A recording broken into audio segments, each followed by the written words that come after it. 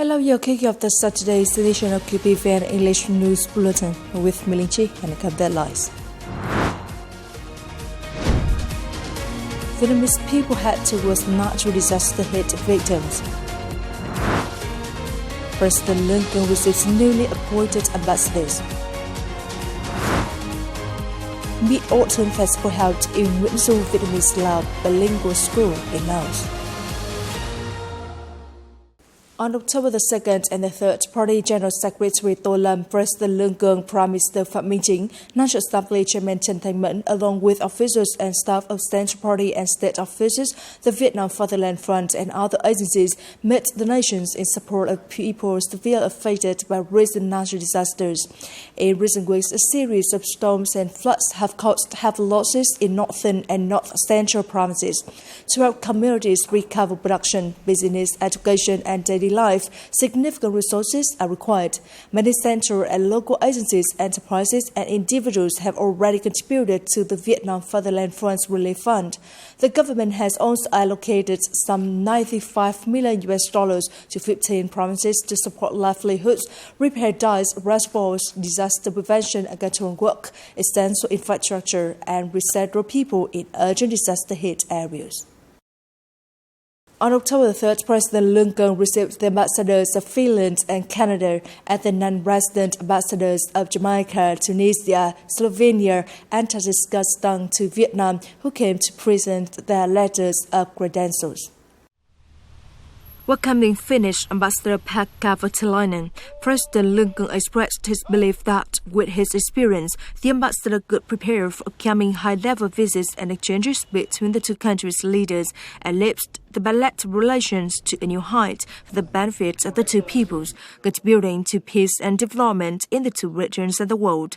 He invited the ambassador to promote cooperation in fields of mutual interest and strength, such as science and technology, digital transformation, and the circular economy.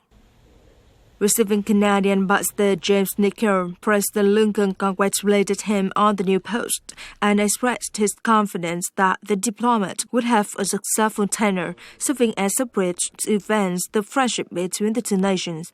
He affirmed that Vietnam always treasures and seeks to further deepen its comprehensive partnership with Canada with mutual benefit in a concrete, substantive, positive, and effective manner.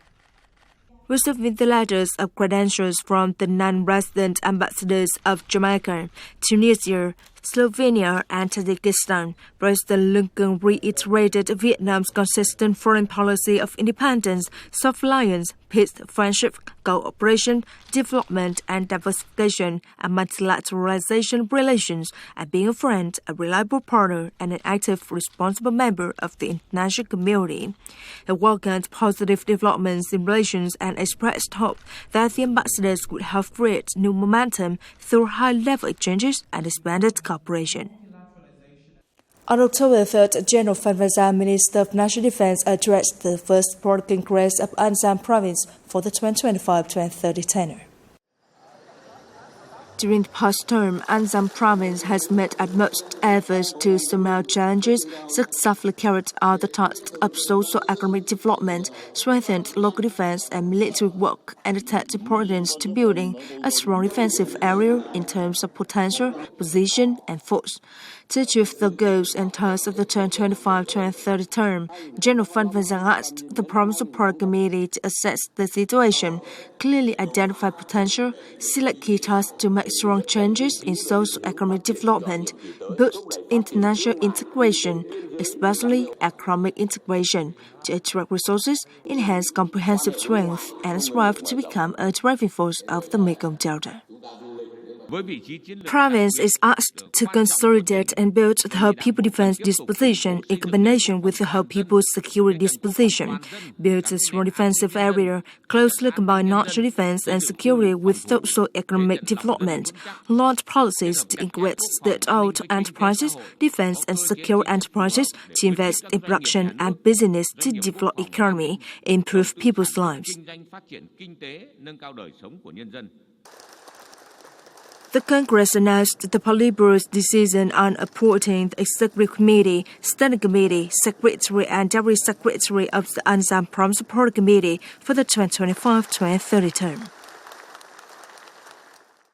On October 3rd, head of the Central Commission for Education, Popularization and Mass Mobilization, NGUYEN, attended the first Congress of Gia Lai Provincial Party Committee 2025-2030 tenure. The Congress outlined 4 breakthroughs, 4 key targets, 5 development viewpoints, and 5 growth pillars to drive Gia Lai's progress in the new era. In its address, head of the Central Commission for Education, Popularization and Mass Mobilization, NGUYEN, praised Gia Lai's efforts in restructuring administrative units, building a streamlined two-tier local government, and successfully merging the former Bình and Gia Lai provinces into New Gia Lai, creating fresh advantages in geoeconomics and geopolitics. He stressed that the province must transform its growth model through science, technology, innovation, and digital transformation by preserving cultural heritage and identity.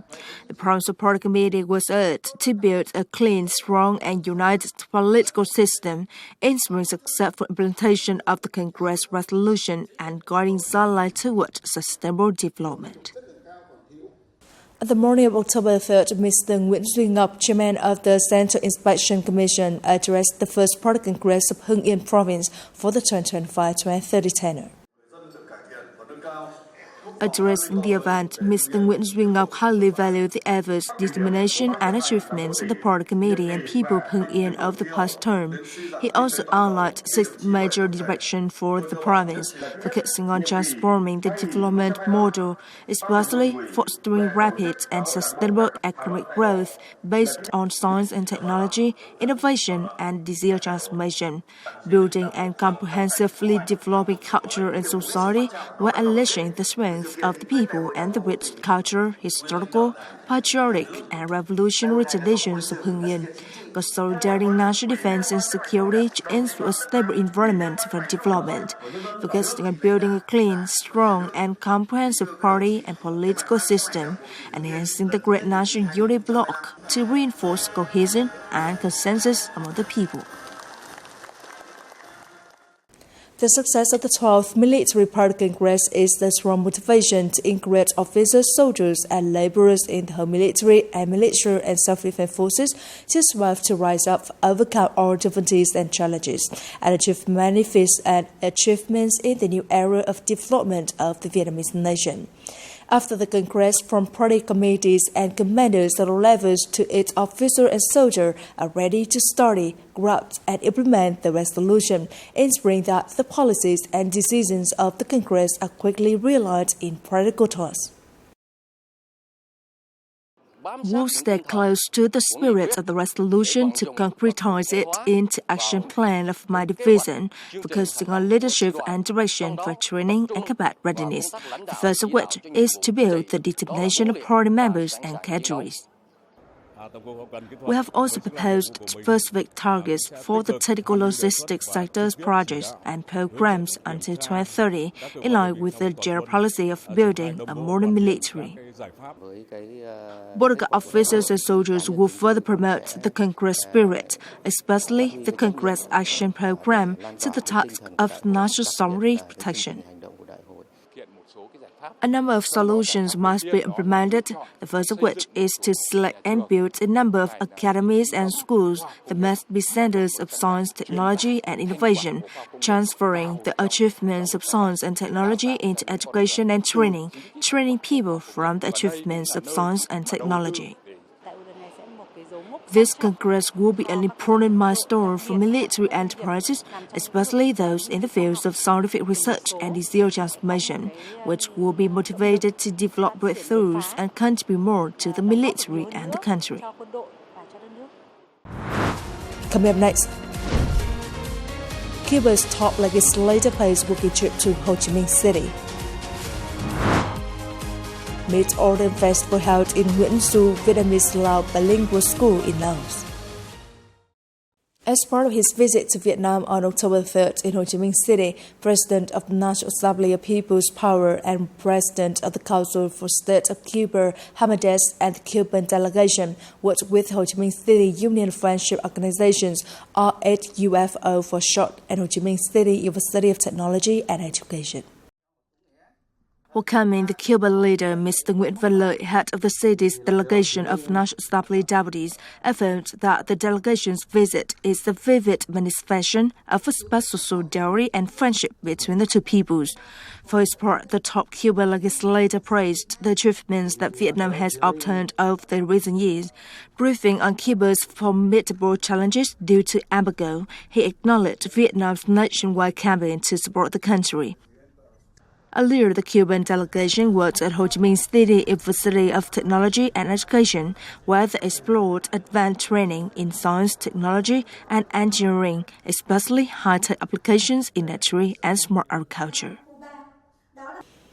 Within his working visit to Japan on October the 2nd, Minister of Science and Technology Nguyen held meetings with leaders of Japan's Ministry of Internal Affairs and Communications, or MIC for short, and the Japan Science and Technology Agency, or JST for short.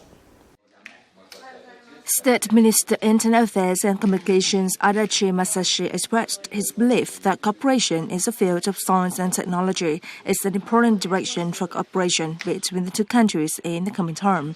As Vietnam has just announced a new strategy on AI transformation, Mr. Nguyen hoped that the Japanese government and businesses would join Vietnam in this process. At the meeting with leaders of JST, Minister Nguyen stated that Vietnam hoped to expand into advanced packaging and both sides would work to promote co-funding of research projects in the semiconductor field, especially long-term research programs, and would increase spending on these projects. Chairman of JST, Hashimoto, who also serves as Science and Technology Advisor to Prime Minister Ishiba, welcomed the proposals and pledged to submit recommendations to the Japanese government. In the bustling atmosphere of the Mid-Autumn Festival, teachers and students of Nguyễn Du Vietnamese-LAO Bilingual School in Vientiane, Laos together created childhood joy. Its lantern is not only a handmade product, but also a way to educate children about creativity and learn about the nation's cultural traditions. I'm so delighted to engage in this activity for the first time. The Mid-Autumn Festival lanterns are very beautiful. Thanks to this event, I have learned more about Vietnamese cultural customs. Learning Vietnamese helps me better understand cultural customs, traditions, and holidays of Vietnam. Mid-Autumn Festival associated with the image of the full moon, lanterns, and the bustling sound of drums. In addition to students, teachers also find joy and meaning in this festival.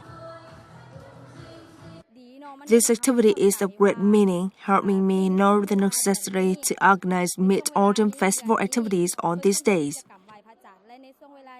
I hope our students to know more about culture and customs of Vietnam, thus encouraging their love for Vietnam and upholding their responsibility to preserve good relationship between Laos and Vietnam. The lanterns have brought warm light, contributing to spreading the beauty of Vietnamese culture in Laos. It is the end of the news bulletin today. You can watch our news again at qpvn.vn. Goodbye. See you next time.